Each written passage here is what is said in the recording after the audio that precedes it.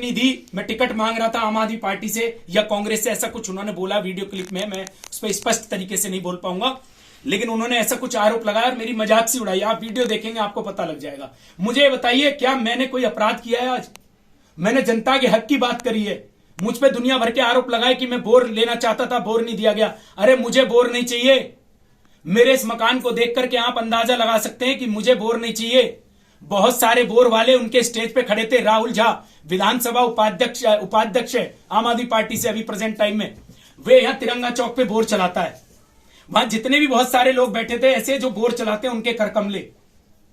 अगर बोर में पैसा नहीं बच रहा है तो फिर वही बोर क्यों चला रहे हैं?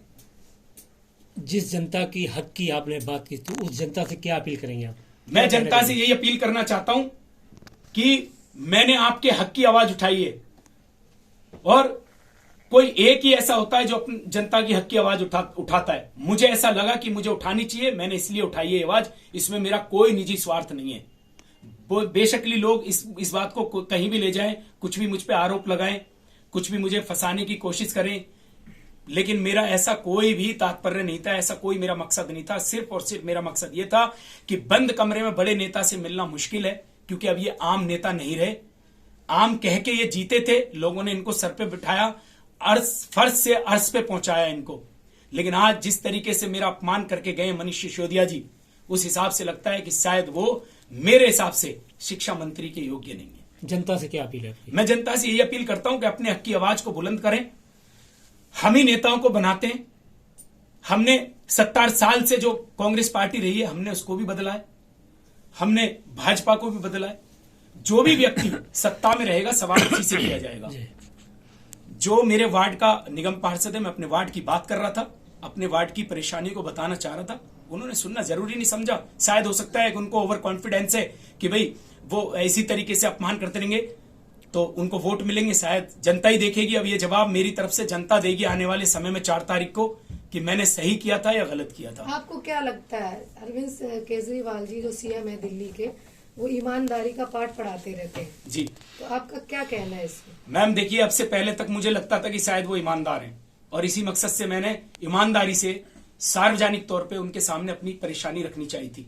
लेकिन आज मुझे व्यतीत हो गया कि वो सिर्फ ये जुमलेबाजी है, ईमानदार नहीं है। क्योंकि ईमानदार लोग 100 में हो या 100 करोड़ में, वो वहां जवाब देते हैं निडरता के साथ, खड़े होके, सभ्यता के साथ।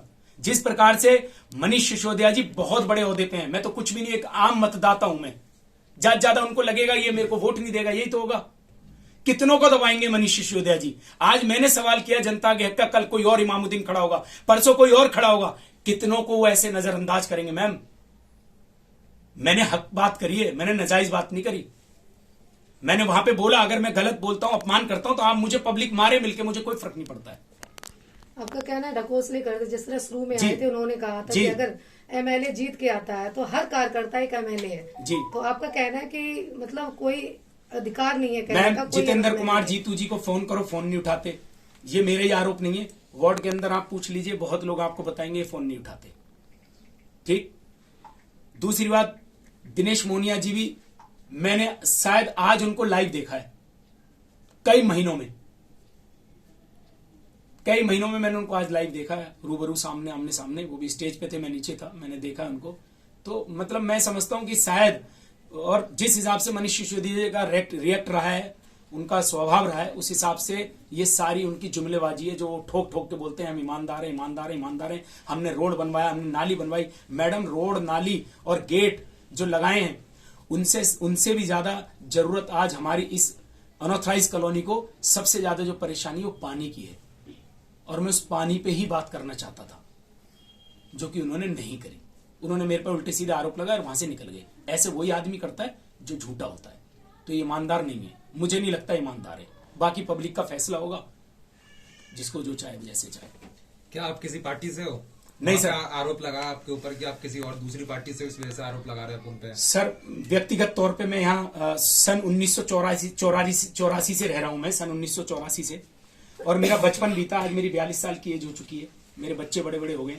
तो जब मैं इस समाज में यहाँ रह रहा हूँ, संगम बिहार के अंदर, तो जाहिर सी बात है कि संगम बिहार के अंदर मेरे सबसे रिलेशन भी हैं, संबंध भी हैं। अब वो लोग अन्य अन्य पार्टियों में हैं, तो मैं किसी से व्यक्तिगत तौर पे मैं किसी से मेरी कोई दुश्मनाई नहीं है, सबसे मेरा प्यार है, प्रेम है। मैं पार्टी में अभी किसी में भी नहीं हूं, किसी पार्टी में मैं ज्वाइन नहीं हूं, किसी पार्टी का मैं पदाधिकारी नहीं हूं, कार्यकर्ता नहीं हूं, कुछ भी नहीं हूं, नथिंग। एक आम मतदाता हूं, उसी के आधार पे मैं वहां गया था आज, जो आपको वीडियो में देखने को मिलेगा। ये गलत आरोप है मेरे ऊपर।